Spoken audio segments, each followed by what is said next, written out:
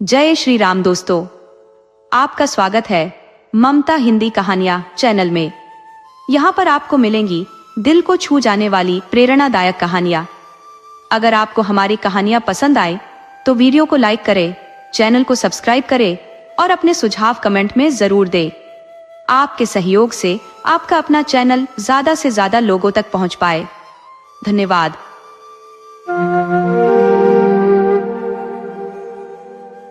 प्राचीन काल में उज्जैनी नामक नगर में मूलदेव नामक एक अत्यंत विद्वान ब्राह्मण निवास करता था।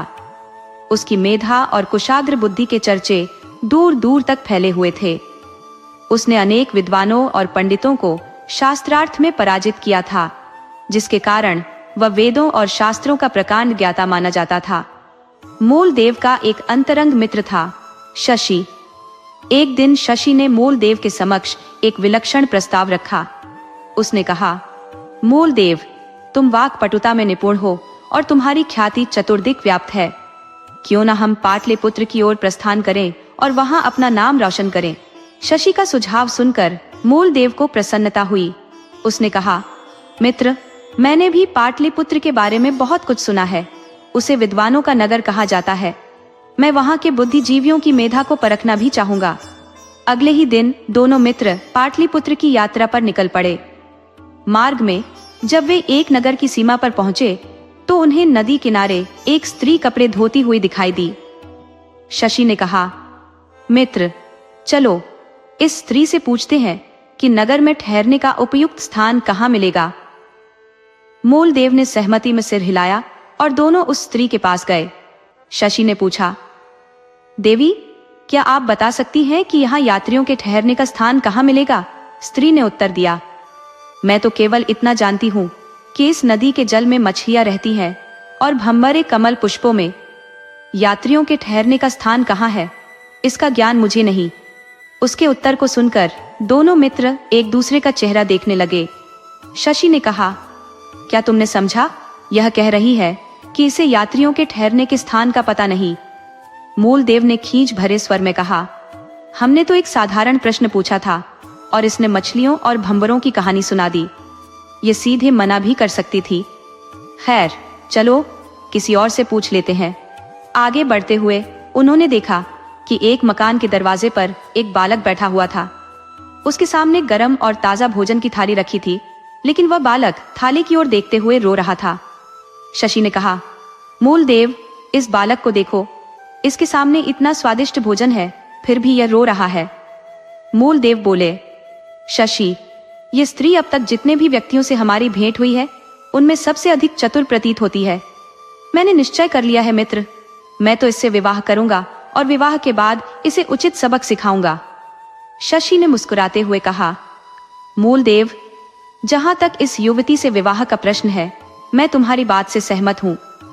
ऐसी तेजस्विनी और गुणवंती युवती यदि तुम्हारी संगिनी बने तो यह शुभ बात होगी। लेकिन विवाह के बाद उसे सबक सिखाने की जो बात तुमने कही वह मुझे बिल्कुल उपयुक्त नहीं लगती। पहले यह तो बताओ, आखिर उसका अपराध क्या है जिसके लिए तुम उसे दंड देने की योजना बना रहे हो? मूलदेव ने उत्तर दिया, उसका अपराध यह है कि उसने हमें मूर्ख समझा। उसने संकेतों में बातें की, जबकि उसे सीधे सपाट शब्दों में कहना चाहिए था कि आमों को पहले नदी में धो लेना चाहिए। शशि ने गंभीर स्वर में कहा, मूलदेव, तुम्हारी यह बात तार्किक नहीं लगती। यदि वह युवती बुद्धिमान है तो बुद्धिमान लोग अक्सर सांकेतिक भाषा का उपयोग करते हैं। बात समझना तो सुनने वाले पर निर्भर करता है। जो समझ गया वह समझदार और जो न समझे उसे ही अल्प बुद्धि कहा जाएगा। मूलदेव ने अपनी बात पर जोर देते हुए कहा, जो भी हो, मैं इस युवती को हमारी हंसी उड़ाने का दंड अवश्य दूंगा। शशि ने कंधे उचकाते हुए कहा, जैसी तुम्हारी इच्छा। अब ये बताओ कि आगे क्या योजना है? ठहरने की व्यवस्था बाद में देखी जाएगी, पहले इस युवती के घर का पता तो लगाना होगा। मूलदेव ने सहमति में सिर हिलाते हुए कहा, ठीक है, तुम उसके पीछे पीछे जाओ और उसका घर ढूंढो। फिर मैं सोचूंगा कि उससे विवाह करने का उपाय कैसे करना है। शशि ने उत्तर दिया, ठीक है, तुम यही प्रतीक्षा करो, मैं जल्द ही उसका पता लगाकर लौटता हूँ। युवती ने टोकरी में ढेर सारे आम इकट्ठा कर लिए थे और अपने घर की ओर चल पड़ी। शशि भी चुपचाप उसके पीछे पीछे हो लिया। लगभग 1 घंटे बाद शशि वापस लौटा और मूलदेव को जानकारी दी। वह युवती एक ब्राह्मण की पुत्री है। उसका मकान यहाँ से थोड़ी दूरी पर है। मैंने उसका घर भली भांति देख लिया है। वे लोग बड़े ही सज्जन हैं और वह युवती भी बहुत ही गुणी है। उस रात दोनों ने एक सराय में विश्राम किया। सुबह होते ही उन्होंने ब्राह्मणों का वेश धारण किया और उस ब्राह्मण के घर की ओर प्रस्थान किया।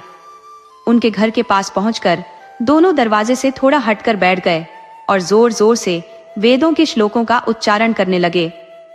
कुछ समय पश्चात वह युवती का पिता अपने घर से बाहर निकला और उन दोनों की ओर दृष्टिपात करते हुए विचार करने लगा। ये दोनों अत्यंत विद्वान ब्राह्मण प्रतीत होते हैं, इन्हें अपने गृह पर आमंत्रित करना उपयुक्त रहेगा।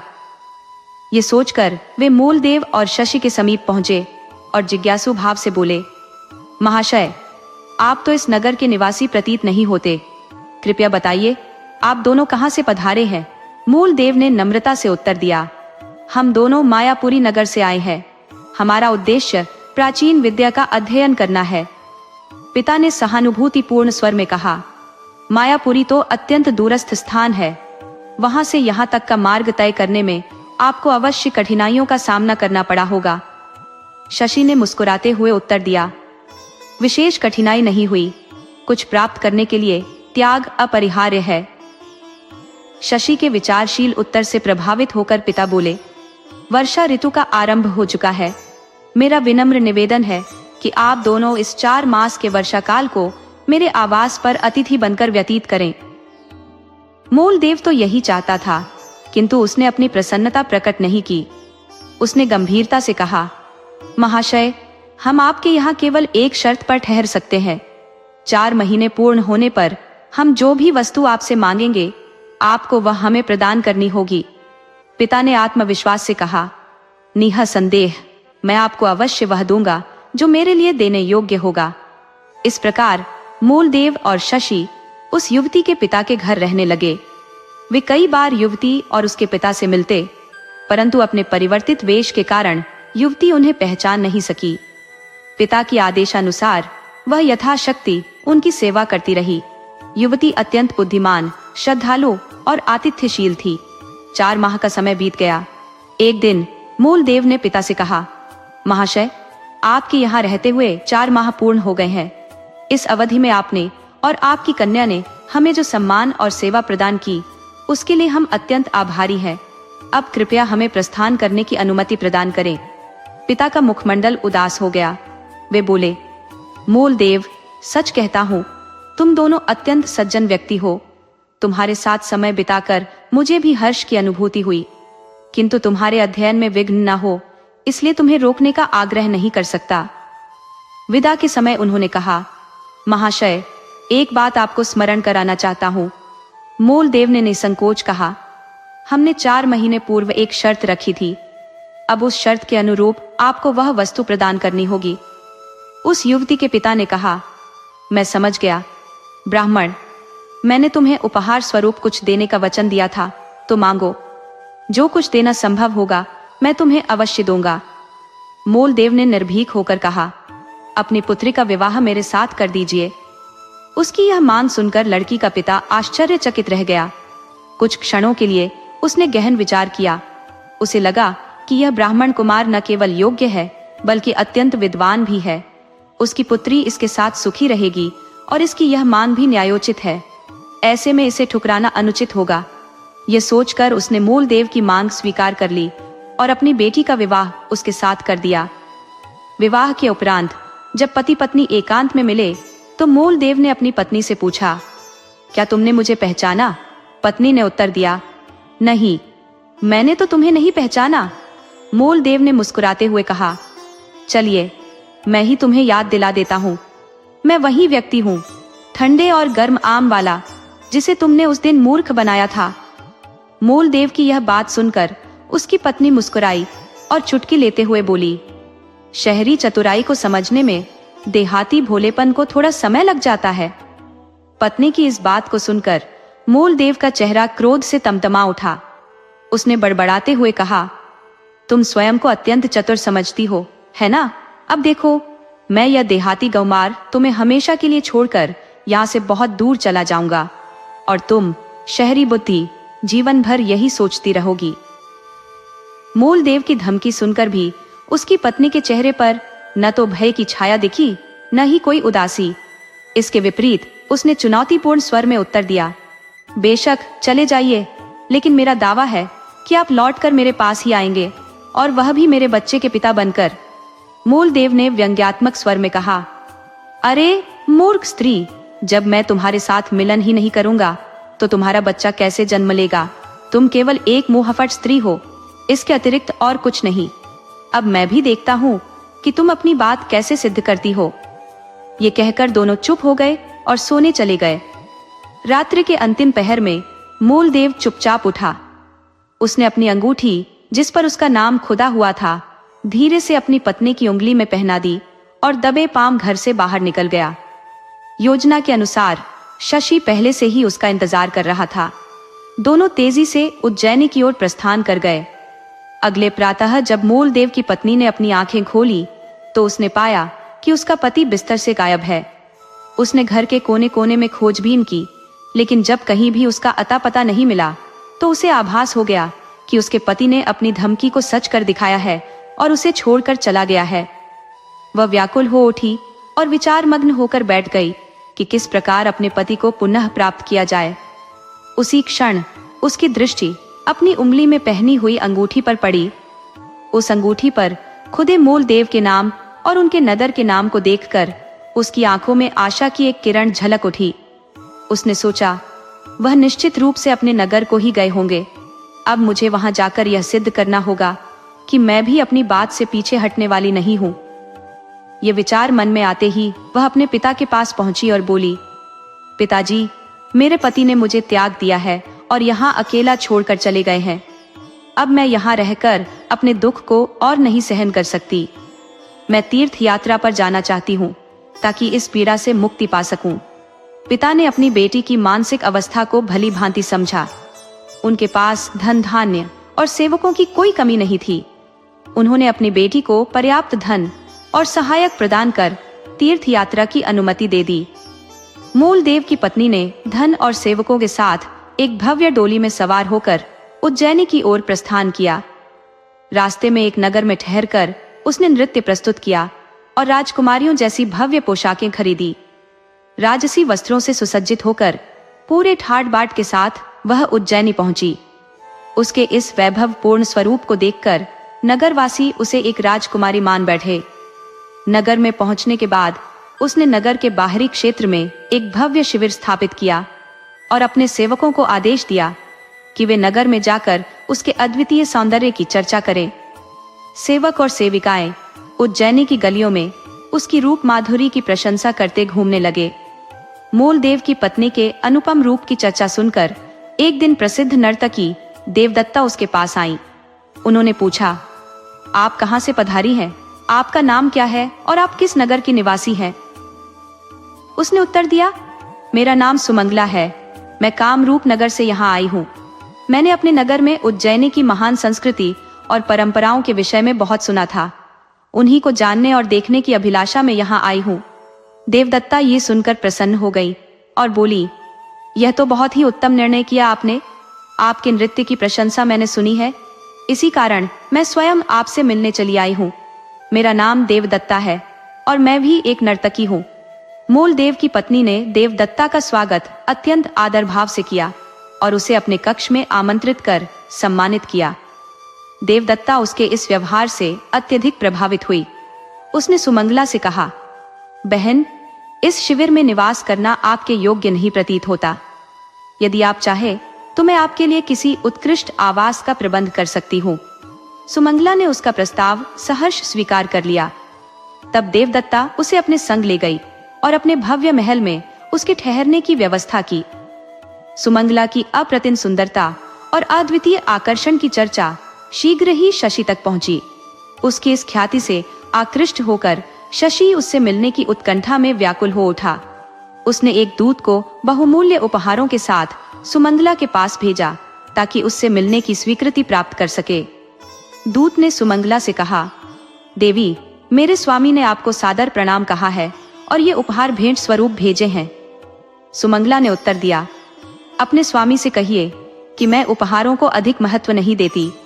उनके प्रणाम के लिए धन्यवाद दीजिए और यह भी निवेदन कीजिए कि वे स्वयं यहाँ आकर मुझसे भेंट करें।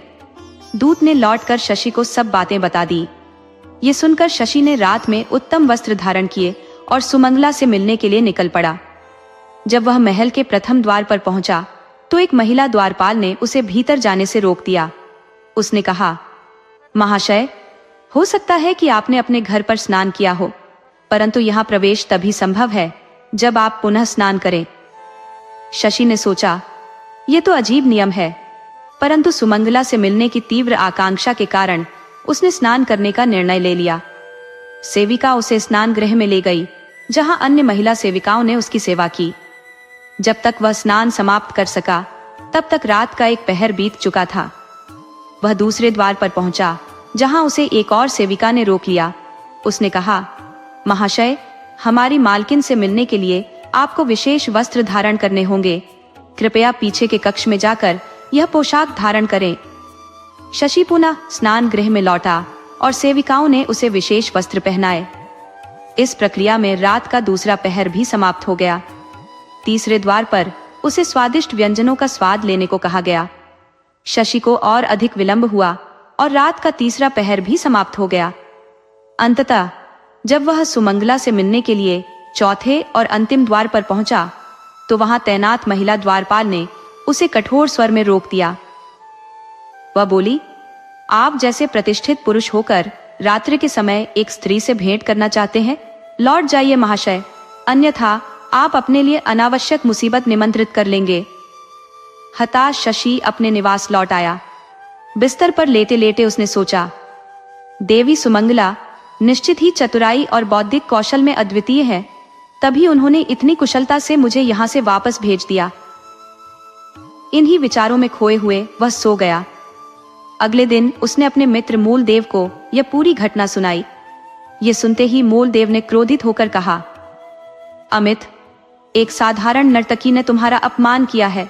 मैं यह प्रतिज्ञा करता हूँ कि इस अपमान का प्रतिशोध अवश्य लिया जाएगा। उसी रात्रि मूलदेव बहुमूल्य उपहारों से सुसज्जित होकर सुमंगला के महल जा पहुंचा। प्रथम द्वार पर जब उसे रोका गया तो उसने द्वारपाल महिला को स्वर्ण मुद्राओं का लोभ दिया। द्वारपाल ने तुरंत उसे प्रवेश की अनुमति दे दी। इसी प्रकार प्रत्येक द्वार पर उसने अपनी संपत्ति का उपयोग किया और अंततः सुमंगला के कक्ष तक पहुंचने में सफल रहा।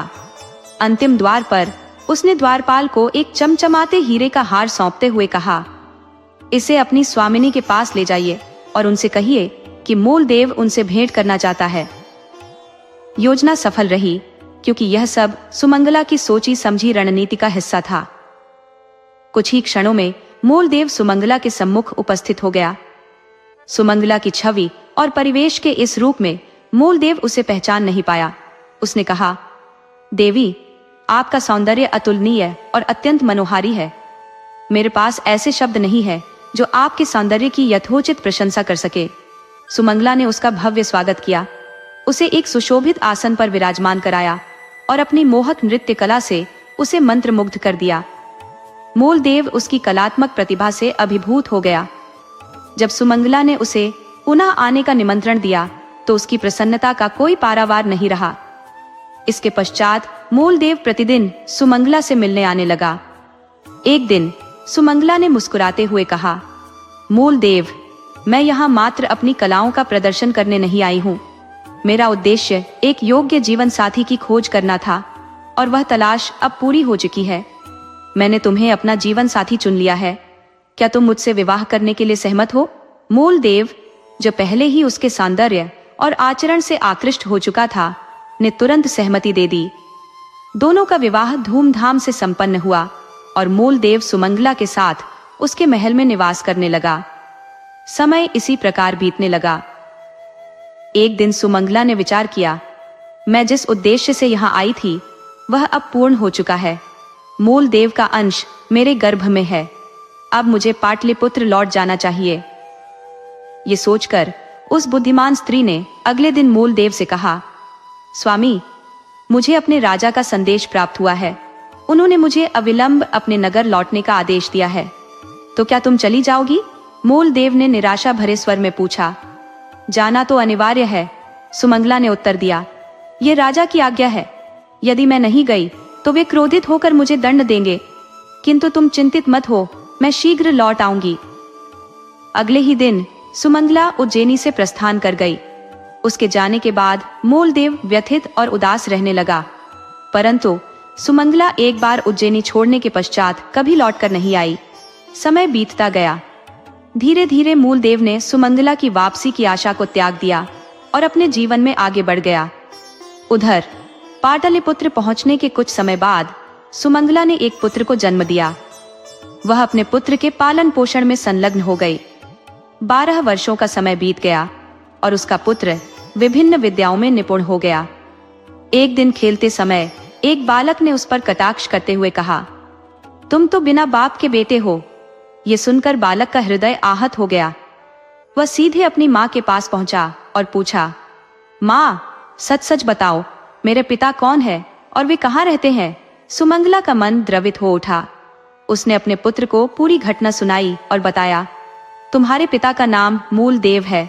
वे उज्जैनी में निवास करते हैं और वेदों एवं शास्त्रों में प्रवीण है। सारी बात जानने के बाद बालक ने अपनी माँ से कहा, मुझे पिता का निवास स्थान और उनकी पहचान बताओ, मैं उन्हें यहाँ ले आऊंगा। माँ से प्राप्त सभी जानकारियों के आधार पर बालक उज्जैनी के लिए प्रस्थान कर गया। वहां पहुंचकर उसने अपने पिता की खोज आरंभ की। दिन भर भटकने के पश्चात संध्या समय वह एक जुआ घर के समीप पहुंचा। वहां उसने कुछ व्यक्तियों को वार्तालाप करते सुना। एक व्यक्ति कह रहा था, क्या तुमने मूलदेव को देखा है? मुझे उनसे अत्यंत आवश्यक बात करनी है।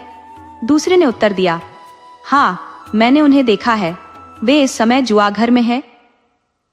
मूलदेव का नाम सुनकर बालक सतर्क हो गया। वह सोचने लगा, कहीं ये मेरे पिता के बारे में तो बात नहीं कर रहे। यह विचार आते ही वह उन व्यक्तियों के पीछे पीछे जुआ घर में प्रवेश कर गया। अंदर उसने कुछ लोगों को जुए में लिप्त देखा। बालक ने अपनी माँ से जुए के कई गुण सीखे थे, इस कारण वह भी उन लोगों के साथ बैठ गया। माँ द्वारा बताई गई पहचान के आधार पर उसने तुरंत अपने पिता को पहचान लिया। तब उसने अपने स्वर्ण सिक्के निकाले और जुआ खेलने में लग गया। वह जुए का ऐसा कुशल खिलाड़ी था कि उसने वहां मौजूद सभी जुआरियों का समस्त धन अपने नाम कर लिया। ये देखकर मूलदेव उसकी सराहना करते हुए बोले, बालक, तुम्हारी आयु अब भी अधिक नहीं है, किंतु तुम्हारा जुआ कौशल असाधारण है। ये विद्या तुमने कहाँ से अर्जित की? लड़के ने विनम्रता से उत्तर दिया, महाशय, ये तो मात्र एक छोटी कला है। मैं अनेक विद्याओं में निपुण हूँ। जुआ खाने से बाहर आकर लड़के ने जुए में जीती हुई सारी धनराशि भिखारियों में बांट दी। इसके पश्चात वह एक वृक्ष की आड़ में छिपकर खड़ा हो गया। कुछ समय बाद मूलदेव जुआ खाने से बाहर निकलते हैं और अपने घर की ओर प्रस्थान करते हैं। लड़का चुपचाप उनका पीछा करता है और उनके निवास स्थान का पता लगा लेता है। रात्रि को जब मूलदेव गहरी निद्रा में होते हैं, लड़का दीवार फांदकर उनके घर में प्रवेश करता है। कमरे के भीतर वह रुई का एक बड़ा ढेर देखता है और उसका उपयोग अपने पिता को आरामदायक नींद देने के लिए करता है। फिर वह चुपके से पलंग को रस्सी से बांधकर दीवार से नीचे लटकाता है और स्वयं नीचे उतर जाता है।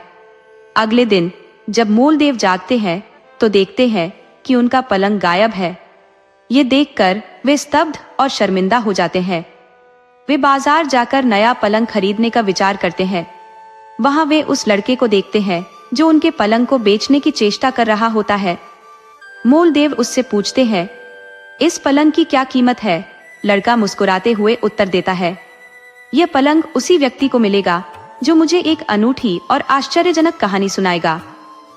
मूलदेव उसे एक कथा सुनाने की चुनौती देते हैं और शर्त रखते हैं कि यदि लड़का कथा का अभिप्राय समझ गया तो पलंग उसका होगा, यदि नहीं तो मूलदेव पलंग वापस ले जाएंगे। मूलदेव एक राजा की कहानी सुनाते हैं जिसमें अकाल के समय राजा सुअर की प्रेमिका को सांपों के छत्र से ढकता है और धरती पर जल छिड़क कर अन्न उगाता है, जिससे अकाल समाप्त हो जाता है। लड़का मुस्कुराते हुए कहता है, इस कहानी का अर्थ है कि सांपों का छत्र बादलों का प्रतीक है और सुअर की प्रेमिका धरती की उपमा है। राजा ने जलवृष्टि से धरती पर अन्न उपजाया। मूलदेव लड़के की तीक्ष्ण बुद्धि पर अचंभित हो जाते हैं। लड़का कहता है, अब मेरी बारी है। मैं आपको एक कथा सुनाता हूँ। यदि आप इसका मर्म समझ गए तो सत्य कह दीजिए, यदि नहीं तो आप मेरे सेवक बनकर रहेंगे। मूलदेव सहमति में सिर हिलाते हुए बोले, ठीक है, मैं तुम्हारी शर्त मानता हूं। लड़का अपनी कथा आरंभ करता है। प्राचीन काल में इस धरा पर एक विलक्षण बालक ने जन्म लिया। जैसे ही उसने जन्म लिया, अपनी बाहों से उसने धरती को हिलाकर रख दिया। जब वह बड़ा हुआ तो उसने एक नई दुनिया में कदम रखा। मूलदेव ने पहेली का समाधान करते हुए कहा, यह कहानी असत्य है। इस पर बुद्धिमान बालक ने प्रत्युत्तर दिया, यह मात्र असत्य ही नहीं अपितु एक पूर्णतः सत्य कथा है। धर्म ग्रंथों में उल्लेखित क्या भगवान विष्णु ने वामन अवतार में जन्म लेकर धरती का उद्धार नहीं किया था? आप इसे कहीं भी पढ़ सकते हैं। धर्मशास्त्रों में इसका विस्तृत वर्णन है। और फिर अपने विराट रूप से उन्होंने आकाश को नापा नहीं था? मूलदेव निरुत्तर हो गए क्योंकि लड़के ने सही उत्तर दिया था। उनकी चुप्पी देख लड़का बोला, महाशय, आप मुझसे पराजित हो गए। अब आपको अपने वचन का पालन करना होगा। आप जहां मैं जाऊं, मेरे सेवक बनकर मेरे साथ चलिए। प्रतिज्ञाबद्ध मूलदेव लड़के के साथ पाटलिपुत्र पहुंचे। वहां पहुंचकर लड़का उन्हें सीधा अपनी माता के समक्ष ले गया। ये दृश्य देखकर मूलदेव अचंभित रह गए। उनके मुख से अनायास ही निकल पड़ा, अरे सुमंगला, क्या तुम इस लड़के की माता हो? सुमंगला ने उत्तर दिया, हाँ, मैं इस लड़के की जननी हूँ और तुम्हारी वही पत्नी हूँ जिसे तुमने छोड़ दिया था। याद है मैंने क्या प्रतिज्ञा की थी? मैंने कहा था कि तुम चाहे जहां जाओ, अंततः मेरे पास लौट कर आओगे, और वो भी मेरे पुत्र के पिता बनकर। आज मेरी वह प्रतिज्ञा पूर्ण हुई। मूलदेव ने कहा, लेकिन मेरा तो तुम्हारे साथ कोई संबंध ही नहीं बना था। मधुमनी की वह रात्रि तो हम विवाद में ही व्यतीत कर चुके थे। फिर यह बालक मेरा कैसे हुआ? सुमंगला ने धैर्यपूर्वक उत्तर दिया, फिर भी यह तुम्हारा ही पुत्र है। स्मरण करो, कामरूप नगर में उज्जैन से आई वह नर्तकी सुमंगला को। वह नर्तकी और कोई नहीं, मैं ही थी। सुमंगला ने अपनी संपूर्ण कथा मूलदेव को सुनाई। पत्नी की बातों को सुनकर मूलदेव का सारा क्लेश समाप्त हो गया।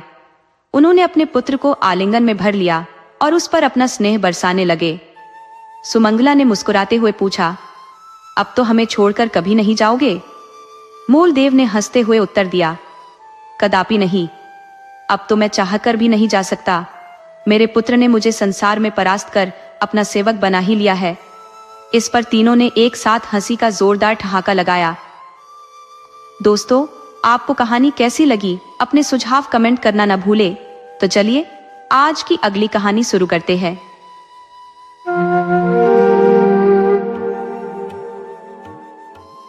बहुत समय पहले की बात है। एक गांव में तेजा सिंह अपने परिवार के साथ निवास करते थे। तेजा सिंह गांव के सरपंच थे। आज उनके घर के सामने जनसैलाब बढ़ता जा रहा था। गांव के सारे लोग इकट्ठा हो चुके थे। जिसने भी उस शव को देखा, उसकी चीखें निकल गई। शव का तो बस नाम ही था। हाथ पैर अलग अलग थे, जिनकी उंगलियां कटी हुई थी। सिर धड़ से अलग पड़ा था, पेट अंदर या बाहर उभर आया था और खोपड़ी से खून बहकर जम चुका था। चेहरा पूरी तरह काला हो चुका था। कानों का कोई पता नहीं था। आंखों के स्थान पर मांस के टुकड़े लटके हुए थे। कुल मिलाकर शव ऐसा लग रहा था जैसे किसी कसाई खाने से अभी लाया गया हो, और उस पर हजारों मक्खियां जो शव पर मंडरा रही थी, दृश्य को और भी डरावना बना रही थी। कितना अच्छा आदमी था, बेवजह मारा गया। भीड़ में दो बुजुर्ग आपस में बात कर रहे थे। सही कह रहे हो भैया, आजकल तो बाहर निकलने लायक भी नहीं रहा। अभी 2 दिन पहले ही मिला था, कितना खुश था अपनी जिंदगी से। मुझसे कह रहा था, चाचा हमारा ट्रांसफर यहीं पर हो गया है, परसों तक ट्रांसफर लेटर भी मिल जाएगा। इस बार उदयपुर जाना हमारा आखिरी बार होगा। 2 दिन में हम वापस आ जाएंगे। वो बेचारा सरपंच जी, भैया एक ही बेटा था और इतनी दर्दनाक मौत मरा। लेकिन एक बात समझ में नहीं आती, आखिर उसकी किसी से क्या दुश्मनी हो सकती थी कि उसे इतनी मौत मिली? इतना कहते ही एक तीसरा आदमी बोल पड़ा, अरे भैया, कोई दुश्मनी नहीं थी, ये तो महेश की पत्नी का काम है। एक तीसरे आदमी ने उनकी बात काटते हुए कहा, कितनी बार कहा कि कोई उपाय करवा लो, लेकिन महेश इन बातों में विश्वास ही नहीं करता था। देखो, सरपंच जी के बेटे की जान चली गई। क्या कह रहे हो बाबूजी? दूसरे आदमी ने पूछा। आजकल कौन इन बातों पर विश्वास करता है? हम सही कह रहे हैं भैया। अगर सरपंच ने हमारी बात मानकर समय पर इलाज करवाया होता तो इतनी बड़ी कीमत नहीं चुकानी पड़ती। एक आदमी ने कहा, कल की घटना याद करो।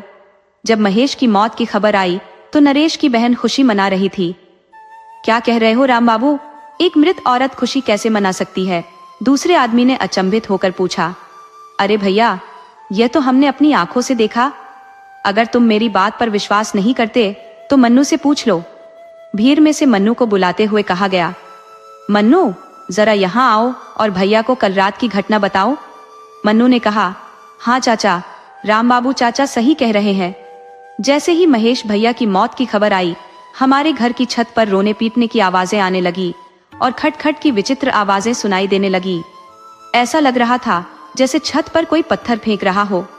हमने छत पर जाकर देखा, लेकिन कोई नहीं मिला। जब हम नीचे आए तो वही आवाजें फिर से आने लगी। फिर हम छत पर गए, लेकिन कोई नहीं था। इसके बाद जैसे ही हम सीढ़ियां उतर रहे थे, कानों में घुंघरू बजने की आवाजें आने लगी। ऐसा लग रहा था जैसे कोई नाच रहा हो। फिर हम सब डर के मारे भागे और दोबारा जाने की हिम्मत नहीं पाई।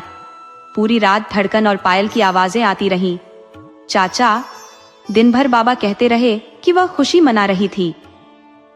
जब सुबह महेश भैया की मिट्टी आई, तब जाकर नाचना बंद हुआ। धीरे धीरे समय बीत गया और इस घटना को लगभग 1 साल हो गया। ये कहानी अब बाहरी लोगों के लिए बस एक किंवदंती बनकर रह गई थी। घर वाले भी इसे भूलने की कोशिश में लगे हुए थे। सरपंच जी की बेटी की मेहंदी की रस्म चल रही थी, जिसमें आस पड़ोस की बहुत सी महिलाएं शामिल थी। गुड़िया भी उन महिलाओं के हाथों में मेहंदी लगवाते हुए बैठी थी। 3 भाइयों का संयुक्त परिवार था। सरपंच जी अपने भाइयों में सबसे बड़े और गांव के सम्मानित व्यक्तियों में से एक थे। उनकी यह स्थिति और मान सम्मान गांव के उन चुनिंदा लोगों में से एक थी। यही कारण था कि उन्हें गांव का सरपंच नियुक्त किया गया था। गुड़िया उनकी बेटी थी, जिसकी शादी 1 साल पहले तय हुई थी, लेकिन अपने 28 वर्षीय इकलौते जवान बेटे की भयानक मौत के कारण उन्होंने शादी को 1 साल के लिए टाल दिया था। जब किसी के घर ऐसी घटना घटती है तो लोग रिश्ते जोड़ने से कतराते हैं, पर सरपंच जी की इज्जत और रुतबे के कारण ही यह शादी बची रही थी। गांव के लोग अक्सर दकियानुसी होते हैं और ऐसे मामलों में बचाव करते हैं, इसीलिए रिश्ते तोड़ने में झिझकते नहीं है। शादी ब्याह का मामला होता ही ऐसा है। रात के 8 बज रहे थे। मेहंदी की रस्म समाप्त हो चुकी थी। सभी महिलाएं अपने अपने घरों को लौट चुकी थी। नवंबर का महीना था। न तो बहुत ठंड थी और न ही उमस भरी गर्मी। मौसम एकदम सुहावना था। घर की बहुएं खाना बना रही थी और बड़ी बुजुर्ग महिलाएं शादी की तैयारियों में व्यस्त थी। गढ़ की लड़कियां नाच गाने में व्यस्त थी। पुरुष लोग बरामदे में बैठकर 2 दिन बाद आने वाली बारात के स्वागत की चर्चा कर रहे थे, जबकि लड़के बरामदे से लगे दलान में इकट्ठी होकर कथाएं और किस्से सुन रहे थे। तभी अचानक मौसम, जो बिल्कुल शांत था, बदलने लगा। धीरे धीरे हवा तेज हो गई और आकाश को बादलों ने घेर लिया। हल्की हल्की बूंदाबांदी भी शुरू हो गई। बच्चे और बड़े सभी मौसम का आनंद ले रहे थे। गुड़िया, जो अभी नवविवाहिता थी, उसकी चाची ने उसे मजाक में कहा, गुड़िया रानी, कितनी बार कहा कि कढ़ाई में खाना मत खाओ, लेकिन तुम मानती ही नहीं। आंधी पानी अपने साथ ले आई अपनी शादी में। अचानक बिजली की जोरदार कड़कड़ाहट से लोग सिहर उठे। धीरे धीरे तेज होती हवा ने तूफान का रूप ले लिया और हल्की बूंदाबांदी मूसलाधार बारिश में बदल गई। आकाशीय बिजली की गड़गड़ाहट तेज हो रही थी, जो लोगों के कानों को झनझना रही थी। इस अचानक मौसम के बदलाव ने सभी को चकित कर दिया। बाहर बरामदे में बैठे लोग आपस में बहस कर रहे थे। पूरा घर, जो अभी थोड़ी देर पहले बिजली की रोशनी से नहाया हुआ था, अब अंधेरे में डूब चुका था। बिजली कट चुकी थी और घर वाले टॉर्च और लालटेन से घर में उजाला करने की कोशिश कर रहे थे। गुड़िया, जो लालटेन लेकर ऊपर की ओर जा रही थी, ने सुनी अपनी भाभी की आवाज, गुड़िया लालटेन लेकर जरा इधर आओ। सीढ़ियां चढ़ते हुए वह एक अवसरनुमा कमरे में पहुंची, जहां खाना 1 साल पहले तक बनता था। लेकिन महेश की मौत के बाद से लोग वहां खाना बनाना बंद कर चुके थे। उस जगह को महेश की पत्नी की पसंदीदा जगह माना जाता था और उसकी मौत के बाद लोग उस जगह जाने से डरने लगे थे। कुछ महीने पहले तक दिन का खाना भी वहीं बनता था, लेकिन धीरे धीरे खाना बनाना भी बंद हो गया था। गुड़िया ने चारों ओर नजर दौड़ाई, लेकिन कोई नहीं दिखा। उसने इसे मन का वहम समझकर आगे बढ़ना शुरू किया। फिर वही आवाज आई, गुड़िया लालटेन लेकर जरा इधर आओ। देखो यहाँ कितना अंधेरा है, हमें कुछ नहीं दिख रहा। गुड़िया ठिठकी। ये आवाज उसकी भाभी की थी। वह लालटेन लेकर आवाज के स्रोत की ओर बढ़ी और देखा कि कम रोशनी के कारण उसे साफ साफ कुछ दिखाई नहीं दे रहा था। उसने लालटेन की बत्ती को और ऊंचा किया, जिससे पूरा कमरा स्पष्ट दिखाई देने लगा। एक औरत जलते हुए मिट्टी के चूल्हे के पास उल्टे मुंह के साथ एक पतले से पटरे पर बैठी थी। अरे भाभी, आप यहाँ क्या कर रही हो? उसने सवाल किया, लेकिन कोई उत्तर नहीं मिला। यह देखकर उसने फिर से पुकारा, भाभी आप कुछ बोल क्यों नहीं रही? और ये कहते हुए उसने भाभी का कंधा पकड़कर जोर से झिंझोड़ा। अचानक वह औरत उसकी ओर मुड़ी और गुस्से से फुफकारते हुए वह पूरी तरह से जली हुई बिना आंखों वाली एक चुड़ैल में बदल गई। यह देख उसकी चीख निकल गई और लालटेन उसके हाथ से छूट गई। चीख सुनकर लोग दौड़ते हुए उस कमरे की ओर भागे, लेकिन जब तक वे पहुंचते लालटेन का कांच टूट चुका था और आग की एक बड़ी लपट उठ चुकी थी। उसे लपटों से घिरा देख वह चुड़ैल जोर जोर से हंसने लगी। जल्द ही घर में और लोग जमा हो गए, लेकिन चुड़ैल अब भी हंसते हुए खड़ी थी। उसके ठहाकों से सरपंच का पूरा घर गूंज उठा। इस भयानक दृश्य को देखकर वहां खड़े लोगों की चीख निकल गई और फिर देखते ही देखते वह चुड़ैल गायब हो गई। लपटें इतनी तेज थी कि कोई भी उसके पास जाने की हिम्मत नहीं कर पा रहा था। जब तक लोग कुछ उपाय करते, गुड़िया की लीला समाप्त हो चुकी थी। बिजली भी आ चुकी थी और फानी तूफान थम चुका था। मौसम पहले जैसा शांत और सामान्य हो चुका था। कुछ देर पहले जिस घर में शादी के मंगल गीत गाए जा रहे थे, वहां अब मातम छा गया था।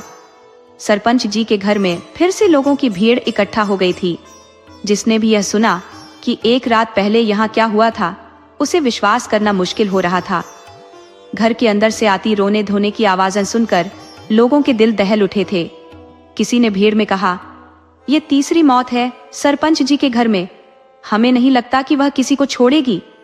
किसी और ने कहा, सही कह रहे हो भैया, 1.5 साल में एक ही परिवार में 3-3 मौतें होना बहुत चिंताजनक है। सरपंच जी का पूरा परिवार बिखर गया है। लेकिन एक बात समझ में नहीं आ रही, वह अपने ही परिवार के पीछे क्यों पड़ी है? भला सरपंच जी से उसकी क्या दुश्मनी हो सकती है? जिनको उसने मारा वो तो चचेरे थे, क्या वो अपने ही थे? फिर दूसरे ने कहा, भैया तुम सही कह रहे हो, मुझे लगता है इसमें जरूर कोई रहस्य है जो हम में से कोई नहीं जानता। हमें डर है कि अगर सरपंच जी ने जल्दी ही कोई ठोस उपाय नहीं किया तो एक दिन वह उनके पूरे परिवार का विनाश कर देगी। अब तो वह और भी ताकतवर हो चुकी होगी, क्योंकि उसके साथ 2 और साथी मिल गए हैं। अब गुड़िया की मिट्टी जा चुकी थी और बुढ़िया भी मर चुकी थी। लोग अपनी अपनी सहानुभूति व्यक्त कर अपने घर लौट रहे थे। इस घटना से सरपंच जी का पूरा परिवार डर गया था। सबके मन में दहशत घर कर गई थी। वे यही सोच सोच कर घबरा रहे थे कि अब अगला नंबर किसका होगा। महेश की मां ने सरपंच जी से कहा, आप कुछ क्यों नहीं करते? आखिर कब तक ये सब तमाशा चलता रहेगा? हमारे 2-2 बच्चों को निगल गई, अब न जाने अगला निशाना किसे बनाने की सोच रही है। सरपंच जी बोले, महेश की मां, तुम्हें याद है जब महेश मरा था तो हम एक तांत्रिक को बुलाकर लाए थे और फिर कैसे उस तांत्रिक को अपनी जान से हाथ धोना पड़ा था। ये इतना आसान नहीं है जितना तुम समझ रही हो। हमें किसी ऐसे की तलाश करनी होगी जो उससे भी ज्यादा शक्तिशाली हो और उसे आसानी से काबू कर सके।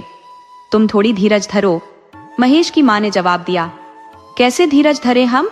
महेश के बापू, जिसकी गोद उजड़ गई हो, जिसके 2-2 फूल जैसे बच्चे 1 साल के अंदर इतनी भयानक मौत मर चुके हो, उसे आप धीरज रखने को कह रहे हैं? इन सब के जिम्मेदार आप हैं। आप ही ने हमारे दोनों बच्चों की जान ली है। हम आपको कभी माफ नहीं करेंगे और ये बात कभी नहीं बदल सकती। महेश की मां ने सरपंच जी की ओर देखा भी नहीं। गुड़िया की मौत को 2 दिन बीत चुके थे। रात का 1 बजा था जब सरपंच जी का पूरा परिवार गहरी नींद में डूबा हुआ था, लेकिन सरपंच जी की आंखों से नींद कोसों दूर थी। वो इस सोच में डूबे थे कि आखिर क्या किया जाए ताकि महेश की पत्नी के विरोध से इस घर को छुटकारा मिल सके। वो अपनी आंखें बंद किए हुए सोच रहे थे, तभी उनके कानों में मीठी लोरी की आवाज आई। ये वही लोरी थी जो महेश की पत्नी अपने बच्चे को सुलाने के समय गाया करती थी। सरपंच जी की हालत बिगड़ गई। मतलब वह औरत यहीं कहीं आसपास है। उनकी आंखें हैरत में खुली रह गई। चारों ओर देखने पर भी उन्हें कुछ दिखाई नहीं दिया। कुछ देर बाद फिर वही लोरी सुनाई दी, इस बार पहले से ज्यादा तेज। अब सरपंच जी को महसूस हुआ कि यह आवाज दलान से आ रही है। सरपंच जी सहमे हुए दलान की ओर देखने लगे। वहां कम रोशनी में कुछ साफ दिखाई नहीं दे रहा था। उन्होंने बगल में रखा अपना चश्मा उठाया और दलान की तरफ देखा। अब उन्हें सब कुछ साफ साफ दिखने लगा। दलान के कोने में एक औरत अपने छोटे से बच्चे को लोरी गाकर सुला रही थी। यह देखकर उनके दिल की धड़कन तेज हो गई। कुछ देर पहले जो औरत अपने बच्चे को गोद में लिए लोरी गा रही थी, अब वह अपने बच्चे को जमीन पर लिटाकर धीरे धीरे उनकी तरफ बढ़ रही थी। उसे अपनी तरफ आते देखकर सरपंच जी ने अपनी आंखें कसकर बंद कर ली। अगले ही पल उन्होंने अपने गले पर किसी के हाथों का स्पर्श महसूस किया। धीरे धीरे वह पकड़ और मजबूत होती गई। सरपंच जी चीखना चाहते थे, लेकिन उनकी आवाज गले से बाहर नहीं निकल पा रही थी। जिसने उनका गला पकड़ा था, उसकी पकड़ इतनी मजबूत हो चुकी थी कि सरपंच जी खुद को छुड़ाने की पूरी कोशिश कर रहे थे, पर वह नाकाम हो रहे थे। उनके गले पर उस औरत की पकड़ और तेज होती जा रही थी। तभी चारपाई के हिलने की आवाज सुनकर उनके बगल में लेटे भाई की आंख खुल गई। वह घबराकर बोले, भैया की चारपाई इतनी आवाज क्यों कर रही है? सरपंच जी की तरफ देखते ही जो दृश्य उन्होंने देखा, उससे उनकी रूह कांप उठी। उन्होंने देखा एक औरत जिसका चेहरा घूंघट से ढका हुआ था, लेकिन उसके शरीर के जिस हिस्से को वे देख सकते थे, वहां बड़े बड़े फफोले थे जो जगह जगह से फट चुके थे। उन फफोलों से खून और पानी निकल रहा था, जिसकी बदबू से सांस लेना भी मुश्किल हो रहा था। वह औरत सरपंच जी के ऊपर झुकी हुई थी और उनका गला पूरी ताकत से दबा रही थी। सरपंच जी छटपटाते हुए खुद को बचाने की कोशिश कर रहे थे। यह देखकर उनके भाई चिल्ला उठे, भैया को छोड़ दो, भैया को छोड़ दो। ये सुनते ही उस औरत की पकड़ ढीली हो गई। अचानक हवा का एक झोंका आया और उसका घूंघट हट गया। घूंघट हटते ही सरपंच जी के छोटे भाई राम सिंह ने देखा कि वह बिना आंखों वाली चुड़ैल लाचार भाव से सरपंच जी की ओर देख रही थी। फिर वह उनका गला छोड़कर बिना पीछे देखे दलान की ओर बढ़ गई, जहां उसने अपना बच्चा उठाया और गायब हो गई। तब तक सरपंच जी की आवाज सुनकर घर के सारे लोग इकट्ठा हो चुके थे। उस रात तेजा सिंह के परिवार ने पूरी रात जागकर बिताई। अगले दिन सुबह होते ही सरपंच जी ने किसी ऐसे तांत्रिक की खोजबीन शुरू कर दी जो उस चुड़ैल से उनके घर को निजात दिला सके। इस काम के लिए उन्होंने गांव के कुछ आदमियों को भी लगा दिया था। शाम तक उन्हें एक पंडित जी के बारे में पता चला जो इस तरह के मामलों में बहुत ही माहिर थे। लेकिन एक दिक्कत थी, वह हर जगह नहीं जाते थे। जब यह बात सरपंच जी को पता चली तो उन्होंने पंडित जी को लाने के लिए खुद जाने का फैसला किया। उन्होंने अपने दोनों भाइयों को साथ लिया और पंडित जी को लाने के लिए निकल पड़े। अभी मुश्किल से 200 कदम ही चले होंगे कि पीछे से एक लड़का हांफता हुआ दौड़ा चला आ रहा था। वह लड़का बोला, बाबा जल्दी चलिए, बाड़े में आग लग गई है। यह खबर सुनते ही वे लोग दौड़ पड़े और आकर देखा कि पूरा बाड़ा धू धू करके जल रहा था।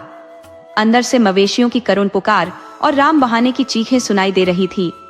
कुछ लोग आग बुझाने की जद्दोजहद में लगे थे, मगर आग थी कि थमने का नाम नहीं ले रही थी, उल्टे और भड़क उठ रही थी। लोग समझ नहीं पा रहे थे कि क्या करें। उसकी ज्वालाएं इतनी तीव्र थी कि जानवरों को बचाना तो दूर, कोई बाड़े के नजदीक भी नहीं जा पा रहा था। कड़ी मशक्कत के बावजूद आग पर काबू नहीं पाया जा सका। अंततः आग तब बुझी जब उसे खुद बुझना था। पूरा बाड़ा जलकर खाक हो गया। मवेशी तड़प तड़प कर दम तोड़ चुके थे। 15 मिनट के अंदर सब कुछ बर्बाद हो गया। फिर पूरा गांव सरपंच जी के दरवाजे पर उमड़ पड़ा। लेकिन अब क्या किया जा सकता था? कोई उपाय नहीं था। एक व्यक्ति बोला, सरपंच जी, आखिर कब तक ऐसा चलेगा? किसी ने कहा, उपाय तो करने ही जा रहे थे भैया। आग लगने की खबर सुनकर लौटना पड़ा। स्थिति की गंभीरता को भांपते हुए सब असमंजस में थे कि अब क्या किया जाए। सरपंच जी, जो बेहद निराश लग रहे थे, बोले, हम जानते हैं। तभी एक आदमी ने कहा, ये सब हमें जाने से रोकने के लिए किया गया है। पिछली बार भी उसने ऐसा ही करके उस तांत्रिक की जान ले ली थी। दूसरे व्यक्ति ने सहमति में सिर हिलाते हुए कहा, सही कह रहे हैं भैया, वो बड़ी खतरनाक है। सरपंच जी बोले, हाँ भैया, बहुत खतरनाक है। बहुत बुरा हुआ, बेचारे बेजुबान मवेशी भी नहीं बच सके। हमें नहीं लगता कि वो इतनी आसानी से कुछ करने देगी। किसी और ने कहा, इसका उपाय खोजना पड़ेगा, जो भी करना है जल्दी करो। भैया, अब हमारे पास ज्यादा समय नहीं है, क्या पता कल को पूरा गांव इस जायन के प्रकोप का शिकार हो जाए। दूसरा व्यक्ति बोला, बिल्कुल सही कह रहे हो भैया, जल्द ही कुछ करना होगा, वो भी बेहद गुपचुप तरीके से, ताकि उसे कानो कान खबर न हो। फिर उसी रात करीब 9 बजे सरपंच सिंह के घर एक पंडित जी का आगमन हुआ। पंडित जी के आने की खबर सुनते ही घर के बाकी लोग बाहर निकलकर उन्हें घेर कर खड़े हो गए और बोले, महाराज, आपका बहुत बहुत धन्यवाद, जो आप यहाँ आने के लिए राजी हो गए। अब आप ही हमें उस प्रकोप से बचा सकते हैं, कृपया हमें बचा लीजिए। सरपंच जी ने पंडित जी के चरणों में झुकते हुए कहा। पंडित जी ने सरपंच जी को आशीर्वाद देते हुए कहा, कल्याण हो बच्चा, इस वर्ष सब भला करेंगे, पर पहले मैं एक बार तुम्हारे घर का निरीक्षण करना चाहता हूँ। सरपंच जी ने कहा, जी महाराज, अवश्य, कृपया कुछ ऐसा करें जिससे हमें इस मुसीबत से छुटकारा मिल जाए। इसके बदले आप जो कहेंगे हम देने के लिए तैयार हैं। पंडित जी ने कहा, बच्चा, जो देना है ऊपर वाला देगा। हम इंसान किसी को क्या दे सकते हैं, ये रुपया पैसा हमारे लिए मिट्टी के समान है। पंडित जी के साथ आए उनके शिष्य ने सरपंच जी को पंडित जी के गुणों से अवगत कराते हुए कहा, गुरु जी, यहाँ किसी लोभ से नहीं आए हैं, ये तो जल्दी कहीं जाते भी नहीं। लेकिन यहाँ की बड़ी समस्या सुनकर ही गुरु जी से रहा नहीं गया। आपकी किस्मत प्रबल थी जो पंडित जी यहाँ आए। इनके दर्शन आपको हुए तो अब आप तनिक भी चिंता न करें। गुरु जी ने बहुतों का उद्धार किया है, अब आपके यहाँ आए हैं तो समझ लीजिए आपकी मुसीबत जल्द दूर होने वाली है। इसके बाद पंडित जी ने कहा, चलो अब एक बार पूरे घर का निरीक्षण करवा दो। सरपंच जी बोले, जी महाराज। यह कहकर उन्होंने पंडित जी को घर के मुख्य द्वार तक पहुंचाया। लेकिन जैसे ही पंडित जी ने घर के मुख्य चौखट पर पांव रखा, उन्हें एक जोर का झटका लगा। यह अनुभव होते ही पंडित जी का पूरा शरीर कांप उठा और वे हर हर महादेव का जाप करने लगे। सरपंच जी ने हैरानी से पूछा, महाराज, क्या हुआ? अंदर आइए। पंडित जी ने दरवाजे पर ठिठक कर कहा, इस घर की आत्मा हमें भीतर आने से रोक रही है। बच्चा, वो कोई साधारण आत्मा नहीं है, बहुत ही ताकतवर और हठी आत्मा है। इतना कहते ही पंडित जी ने अपनी आंखें बंद की और मन ही मन कुछ मंत्र बुदबुदाने लगे। मंत्र के प्रभाव से उन्होंने उस चौखट को बिना किसी रुकावट के आसानी से पार कर लिया। पूरे घर का निरीक्षण करने के बाद पंडित जी ने कहा, यहाँ कई बुरी शक्तियों ने अपना डेरा जमाया हुआ है, उन्हें यहाँ से निकालना इतना आसान नहीं होगा। सरपंच जी ने चिंतित होकर पूछा, महाराज, इसका मतलब इस घर में उनकी आत्माओं का जुड़ाव बहुत पुराना है? पंडित जी ने गंभीर स्वर में कहा, हाँ बच्चा, जिस जगह से किसी आत्मा का जुड़ाव हो जाता है उस जगह को छोड़ना आसान नहीं होता। फिर पंडित जी ने कहा, चाहे वो चाय हो, जागता हुआ इंसान हो, मरा हुआ व्यक्ति हो, आत्मा हो या कोई और शक्ति, मैं अपनी ओर से पूरा प्रयास करूंगा। भगवान भोलेनाथ अगर चाहेंगे तो ये बुरी आत्माएं और शक्तियां यहाँ से जल्द ही निकल जाएंगी। सब महाकाल भली करेंगे, लेकिन इसके लिए मुझे एक विशेष पूजा करनी होगी। सरपंच जी ने कहा, जी ठीक है। पंडित जी ने समझाया, ये पूजा आधी रात 12 बजे से शुरू होगी और करीब 4 घंटे चलेगी। इसके बाद मैं उन बुरी शक्तियों का आह्वान करूंगा। ये पूजा हमें आज रात ही करनी होगी, क्योंकि आज भोलेनाथ का दिन है।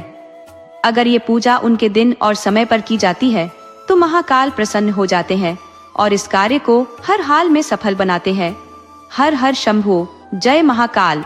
पंडित जी ने समय पर इशारा करते हुए कहा, अब भी 10 बजे हैं, ठीक 12 बजे से पूजा शुरू होगी।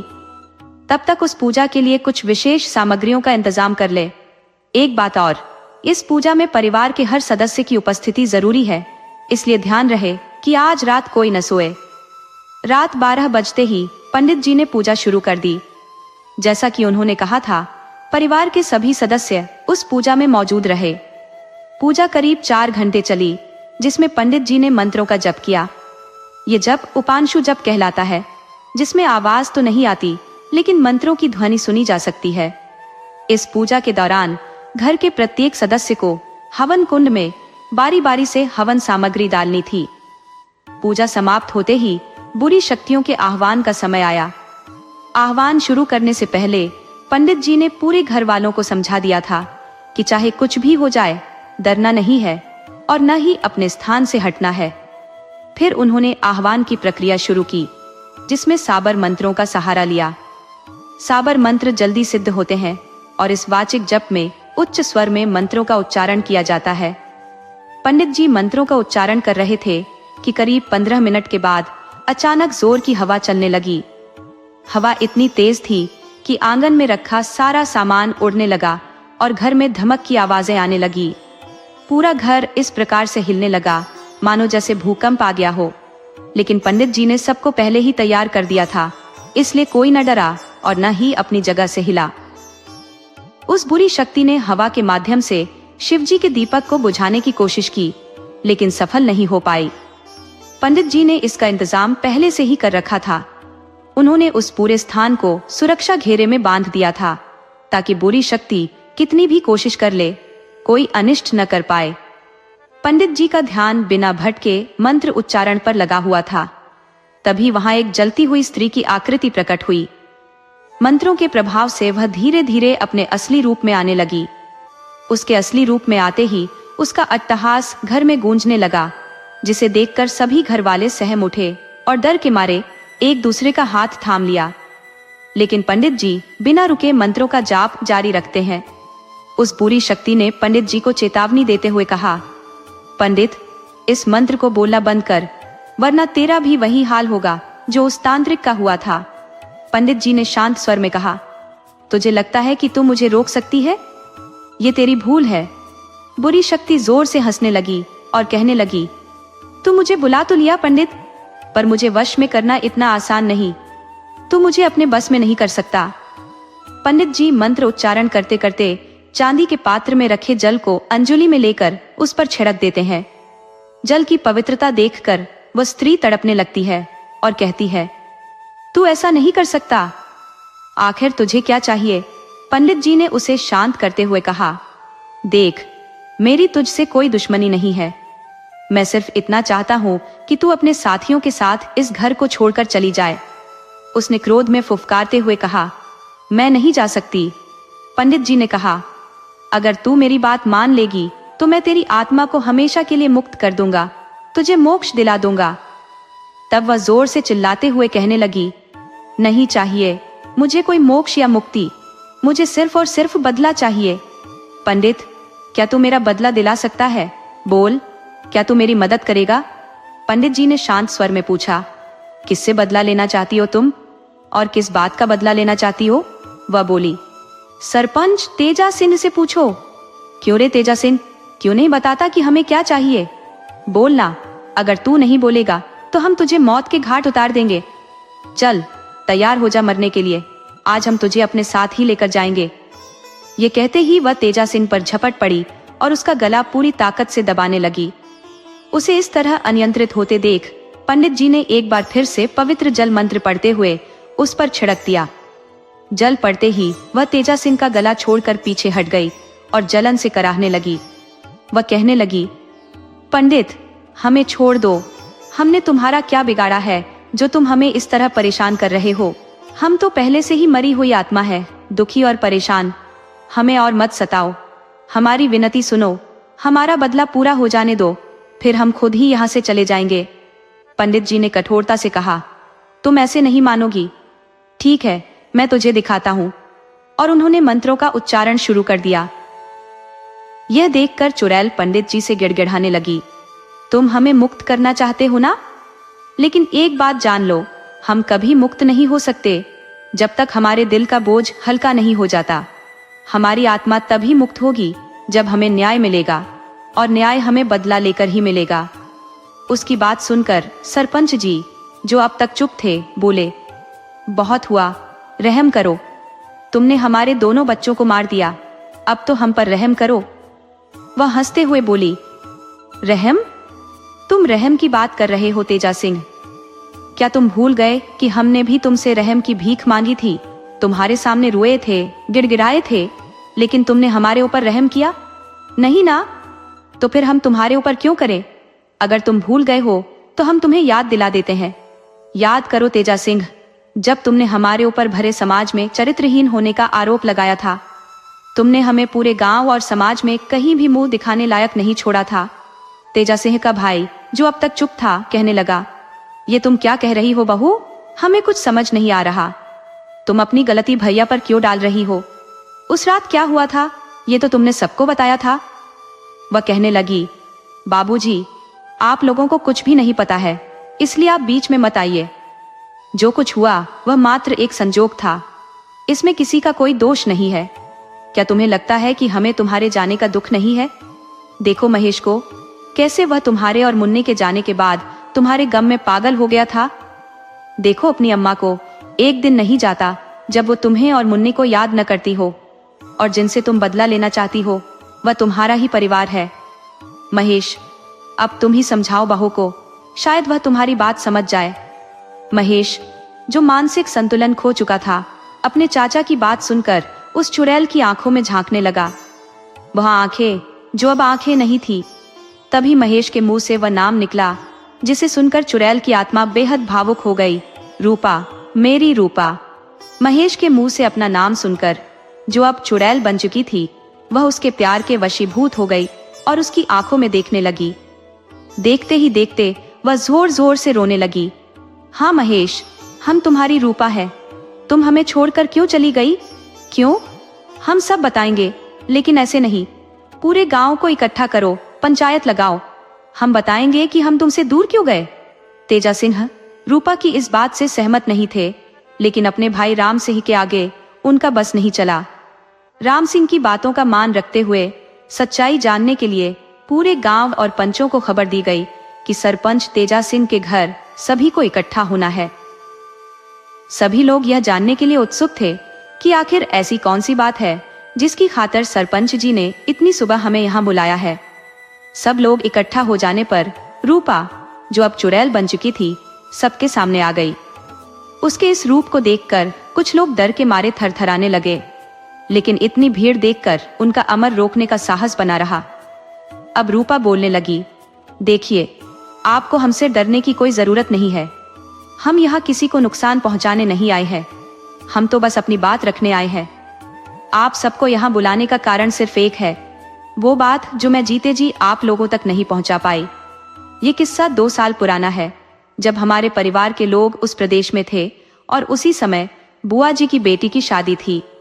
पूरा परिवार 3 दिन के लिए शादी में गया था, सिवाय मेरे, बाबूजी, बड़े भैया और गुड़िया दीदी के।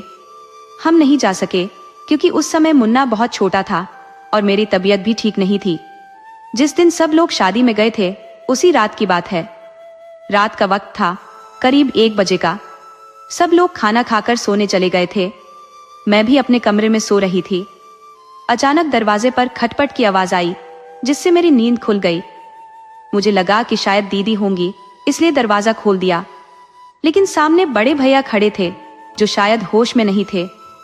मैं कुछ समझने या पूछने से पहले ही उन्होंने मुझे अंदर धकेल दिया और दरवाजा अंदर से बंद कर लिया। इसके बाद जो हुआ वो किसी भयानक सपने से कम नहीं था।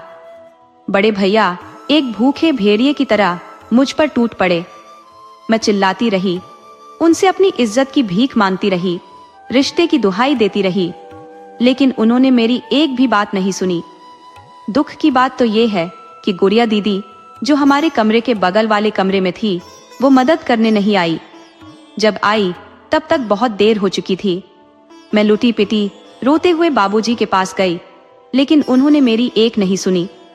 मैं बार बार कहती रही कि मैं सच बोल रही हूँ, लेकिन उन्होंने अपने बेटे को बचाने के लिए उल्टा मुझे ही चरित्रहीन और झूठा करार दे दिया। मैं चुप नहीं रही। मैंने साफ कह दिया कि मैं ये बात सबको बताऊंगी। इस पर उन्होंने मुझे आश्वासन दिया कि सुबह पंचायत बुलाकर न्याय दिलाएंगे। फिर उन्होंने मुझे कमरे में भेज दिया। जब मैं कमरे में गई तो मुन्ना जग चुका था और भूख से रो रहा था। मैं उसे गोद में लेकर चुप कराने लगी। तभी तीनों हमारे कमरे में घुस आए। गुड़िया दीदी के हाथ में मिट्टी के तेल का डिब्बा था। जब तक मैं कुछ समझ पाती, बड़का भैया ने मेरे हाथ पकड़ ली और बड़े भैया ने मेरे पैर। गुड़िया दीदी ने मुझ पर पूरा तेल उड़ेल दिया। फिर ये तीनों बाहर निकल गए और दरवाजे पर कुंडी लगा दी। जाते जाते उन्होंने जलती हुई माचिस की तीली कमरे में फेंक दी। मैं चीखती चिल्लाती रही, कोई तो मुझे बचा लो, अगर मुझे नहीं तो मेरे मुन्ना को तो बचा लो। लेकिन किसी ने कुछ नहीं किया। मिट्टी के तेल की वजह से आग तेजी से पूरे कमरे में फैल गई। मैं दर्द से तड़प रही थी, दरवाजा पीट रही थी, लेकिन ये पत्थर दिल लोग मेरी आवाज पर कोई ध्यान नहीं दे रहे थे। मुन्ना जो कि रो रहा था, वह आकर मुझसे लिपट गया। मैं चाहकर भी उसे नहीं बचा पाई और फिर देखते ही देखते कुछ ही पलों में मैं और मेरा मुन्ना आग की लपटों में जलकर राख हो गए। इन लोगों ने अपने बेटे के घिनौने कर्मों को छिपाने के चक्कर में ये सब किया। इन्हें यह भी याद नहीं रहा कि उस बंद कमरे में हमारे साथ मुन्ना भी था, जो हमारी तरह तड़प तड़प कर मर गया। ये कहते हुए उसकी आंखों से आंसुओं की धारा बह निकली। उसकी बात सुनकर वहां मौजूद कोई भी ऐसा नहीं था जिसकी आंखों से आंसू न छलक रहे हो। इतने पर भी इनका दिल नहीं पसीजा। इन लोगों ने पूरा गांव, परिवार और समाज के सामने मुझे चोर साबित कर दिया। अपनी बुराई को छिपाने के लिए इन लोगों ने पूरे गांव में यह बात फैलाई कि मैंने तेजा सिंह के कमरे से उनकी अम्मा की चुराई हुई चीजें बरामद होते हुए पकड़ा गया था। इसके बाद शर्मिंदगी से बचने के लिए मैंने मुन्ना के साथ खुद पर मिट्टी का तेल डालकर अपनी जान ले ली। लेकिन सच ये है कि मैंने खुद को और मुन्ना को जला लिया। बोलो तेजा सिंह, सरपंच जी, क्या मैं झूठ बोल रही हूँ? क्या आप सच में मानते हैं कि मैंने अपने ऊपर मिट्टी का तेल डालकर आत्महत्या कर ली थी? सरपंच जी, आप मानते हो कि मैंने खुद को जला लिया, लेकिन आप समझते हो कि मेरे मरने के साथ ही आपका यह राज्य भी खत्म हो जाएगा। लेकिन आप भूल गए कि ऊपर वाले की लाठी में आवाज नहीं होती, लेकिन जब वो चलती है तो आदमी कहीं का नहीं रहता। ये सुनकर पूरे गांव में सन्नाटा छा गया। हर कोई हैरान था और किसी के भी पास कुछ कहने के लिए शब्द नहीं थे।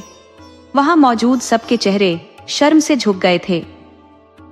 गांव के लोगों को अब यकीन हो गया था कि महेश की बीवी ने जो कुछ कहा वह सच है। अब आप ही बताइए, क्या मैंने कोई गलती की है? अगर हाँ, तो पंडित जी मुझे अभी यहाँ भस्म कर दे। लेकिन अगर मैंने कुछ गलत नहीं किया तो मुझे आप लोगों से न्याय चाहिए। क्या आप मेरी मदद करेंगे या उन पाखंडियों की जो खुद को सरपंच बना बैठे हैं और आप लोगों को सच्चा बताने का ढोंग कर रहे हैं? क्या आप मेरी मदद करेंगे या मुझे इनके खिलाफ इंसाफ दिलवाएंगे? इस पर बाबूजी बोले, बेटी, हम तुम्हारा साथ देंगे। अब तक हमें इस बात की भनक भी नहीं थी। हम तो तुम्हारे सामने नजर भी नहीं मिला पा रहे हैं। हमें माफ कर दो बहू, हम सब तुम्हारे गुनहगार हैं। लेकिन अब हमें सिर्फ तेजा सिंह से बदला चाहिए। तेजा सिंह, जो अभी तक चुप था, उसके होश उड़ गए। पूरा गांव एकजुट होकर एक स्वर में रूपा का साथ देने को तैयार हो गया। रूपा, तुम इस पापी से अपनी मौत का बदला ले लो, हम सब तुम्हारे साथ हैं। ये सुनकर तेजा सिंह के हाथ पांव कांपने लगे। वह तुरंत रूपा के पैरों में गिर गया और अपने की माफी मांगने लगा।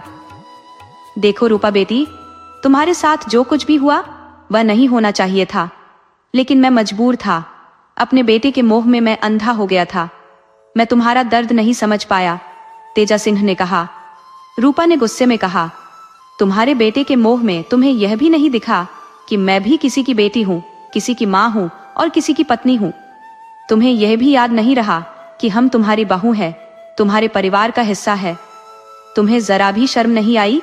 रूपा की बातें सुनकर पूरा गांव एकजुट हो गया और सरपंच से कहा, रूपा को इंसाफ मिलेगा। अब तेजा सिंह का कोई बचाव नहीं होगा। इतना सुनते ही तेजा सिंह घबरा गया और रूपा के पैरों में गिर पड़ा। लेकिन अब बहुत देर हो चुकी थी। गांव के लोग एक स्वर में बोले, रूपा, तुम इसे सजा दिलवाओ, हम सब तुम्हारे साथ हैं। रूपा ने जब तेजा सिंह के मुंह से माफी की बातें सुनी तो वह आक्रोश से बोली, तुम्हारे जैसे पापियों को अब यहाँ रहने का हक नहीं है। तुमने हमारी दुनिया उजाड़ दी, अब तुम्हें इसका अंजाम भुगतना होगा। और फिर अचानक से तेजा सिंह एक जलते हुए आग के गोले में तब्दील हो गया। उसकी चीखें पूरे वातावरण में गूंज उठी और देखते ही देखते उसका शरीर राख में बदल गया। बचा तो बस उसकी अस्थियों का ढेर, जो रूपा के हाथों इंसाफ मिलने का प्रतीक था। उसके बाद पंडित जी ने रूपा की आत्मा को मोक्ष दिलाने की तैयारी की। पूरा गांव, जो अब तक रूपा की दर्दनाक कहानी से हिला हुआ था, उसकी आत्मा को शांति मिलने की दुआ करने लगा। रूपा के साथ साथ उन सभी आत्माओं को भी शांति मिली जो उसके साथ अन्याय का शिकार हुई थी। अंत में रूपा का दिव्य प्रकाश जुगनू की तरह हवा में उड़ते हुए शून्य में विलीन हो गया।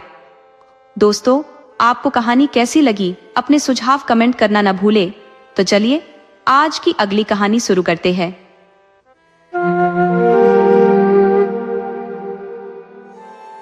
एक ग्राम में 7 भाई अपने वृद्ध माता पिता और एक बहन संग निवास करते थे। सातों भाइयों का विवाह संपन्न हो चुका था और वे परस्पर सहयोग और सौहार्द्रता से जीवन व्यतीत करते थे।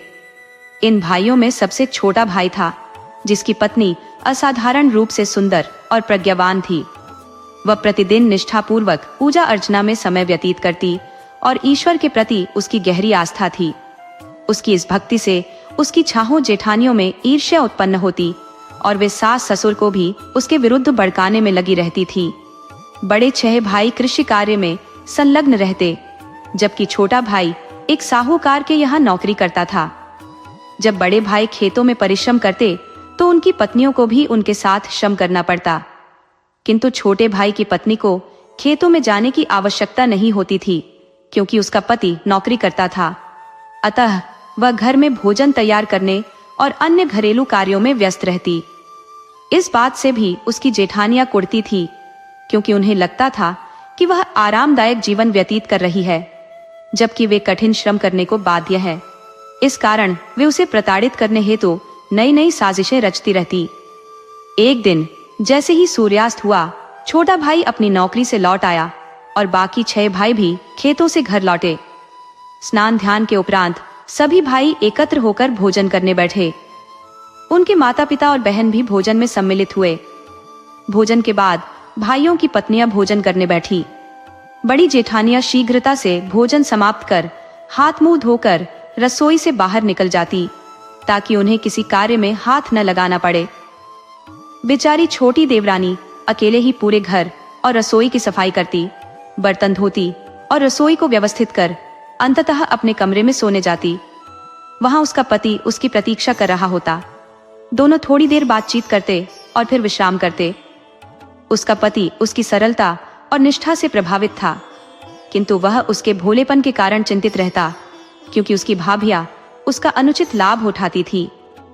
उधर जब छोटी देवरानी रात्रि का सारा कार्य समाप्त कर विश्राम हेतु चली जाती, तब छाहो जेठानियां रसोई में एकत्र होती और उसे परेशान करने की योजना बनाती। एक रात उन्होंने घर के पिछवाड़े से एक सांप पकड़ा और उसे पानी के घड़े में डालकर ढक्कन बंद कर दिया। फिर वे चुपचाप अपने अपने कमरों में जाकर सो गई। दिन भर वह कुशलता पूर्वक थकावट का स्वान रचती, ये दर्शाते हुए कि खेत में श्रम करके अत्यधिक थक चुकी है, और फिर सोने का बहाना करती। अगली प्रातः जानबूझकर विलंब से जागती। सूर्योदय के साथ छोटी देवरानी, जो परिवार की सबसे कम उम्र की बहू भी थी, शीघ्रता से जाग गई और अपने रोजमर्रा के कार्यों में जुट गई। दैनिक गतिविधियों को संपन्न कर वह भोजन तैयार करने हेतु रसोई की ओर बढ़ी। जैसे ही उसने पानी के घड़े का ढक्कन उठाकर पानी निकालने के लिए हाथ अंदर डाला, एक विषैले सर्प ने उसे डंस लिया। आकस्मिक वेदना से त्रस्त होकर वह घर में सो रहे अपने ससुर को पुकारती है, ससुर जी, मुझे सांप ने काट लिया है, असहनीय पीड़ा हो रही है। ससुर ने ठंडी आवाज में उत्तर दिया, घर में चौबंदी है, दहलीज सुरक्षित है, पास आकर लक्ष्मी कौन है? वह सहायता की आशा में अपनी सास को पुकारती है, सासू माँ, सांप ने मुझे दंस लिया है, पीड़ा असह्य हो रही है। सास ने भी वही प्रत्युत्तर दिया। घर में चौबंदी है, चारों ओर चार दीवारी है, दहलीज बनी हुई है, पास आकर लक्ष्मी कौन है? निराश होकर वह एक एक कर अपने सभी देवरों, जेठों, जेठानियों और ननद को आवाज लगाती है, लेकिन हर कोई एक समान उत्तर देता है। अंत में वह अपने पति को पुकारती है, स्वामी जी, सांप ने मुझे काट लिया है, दर्द असहनीय है। पत्नी की पुकार सुनकर पति हड़बड़ाते हुए उठते हैं और तुरंत रसोई की ओर दौड़ते हैं। वहां पहुंचकर वह अपनी पत्नी को निश्चल पड़ी हुई पाते हैं। उसका शरीर नीला पड़ चुका होता है। पत्नी की मृत्यु देखकर पति हतप्रभ हो जाते हैं और व्याकुल होकर विलाप करते हैं। वे भगवान से प्रार्थना करते हैं, हे ईश्वर, यह तो आपकी परम भक्त और निष्कपट थी, इसके साथ ऐसा अन्याय क्यों हुआ? अपने शोकाकुल हृदय के साथ वह अपनी पत्नी के पार्थिव शरीर को कंधे पर उठाकर घर की दहलीज पर लाकर रख देते हैं। इस बीच उसकी सबसे छोटी बहन के मायके में भी एक अशुभ घटना घटित होती है। उनकी मां के आंगन में लगा तुलसी का पौधा अचानक मुरझाकर समाप्त हो जाता है। इस दृश्य को देखकर छोटी बहू का भाई चिंतित हो उठता है, क्योंकि उसकी बहन ने विदाई के समय कहा था, भैया, यदि मुझ पर कोई संकट आया तो यह तुलसी सूख जाएगी। एक पल की देर के बिना वह उसी अवस्था में अपनी बहन के ससुराल की ओर दौड़ पड़ता है। वहां पहुंचकर वह सबसे पहले अपने ससुर से पूछता है, ससुर जी, मेरी बहन कहाँ है? ससुर ने उत्तर दिया, बेटा, हमने तुम्हारी बहन को कहीं नहीं देखा। ससुर का यह जवाब सुनकर भाई अपनी सास से पूछता है, लेकिन वहां भी वही उत्तर मिलता है। इसके पश्चात वह अपनी बहन की जेठानी, ननद और देवरों से पूछता है, परंतु सभी से उसे एक जैसा प्रत्युत्तर प्राप्त होता है। आखिरकार वह अपने बहनोई के पास पहुंचता है और प्रश्न करता है, जीजा जी, मेरी बहन कहाँ है? यह सुनते ही बहनोई फूट फूट कर रोने लगता है और साले को पूरी घटना की जानकारी देता है। अपनी बहन की मृत्यु की खबर सुनते ही भाई का दिल टूट जाता है और वह भी अश्रुपूर्ण होकर रोने लगता है। वह लंबे समय तक अपने आंसुओं को रोक नहीं पाता। कुछ समय पश्चात वह यह निर्णय लेता है कि भगवान से प्रार्थना करेगा और अपनी बहन को पुनर्जीवित करने की याचना करेगा। यह सोचते हुए कि ईश्वर उसकी प्रार्थना अवश्य सुनेंगे, वह मंदिर की ओर प्रस्थान करता है। उधर सातवां भाई विचार करता है कि पत्नी का शव लंबे समय तक घर पर रखना उचित नहीं है और उसका अंतिम संस्कार करना चाहिए। वह अपनी माँ के पास जाकर कहता है, माँ, मेरी पत्नी की गोद भरने की रस्म पूरी करनी है, उसे काजल कुमकुम लगाना है। माँ ने उत्तर दिया, तुम्हारी मृत पत्नी को तुम ही काजल कुमकुम क्यों नहीं लगाते? तुम ही उसके अंतिम संस्कार का उत्तरदायित्व क्यों नहीं लेते? माँ के इनकार के पश्चात वह अपनी बड़ी भाभी से यह रस्म पूरी करने का निवेदन करता है, परंतु उसे भी वही उत्तर मिलता है।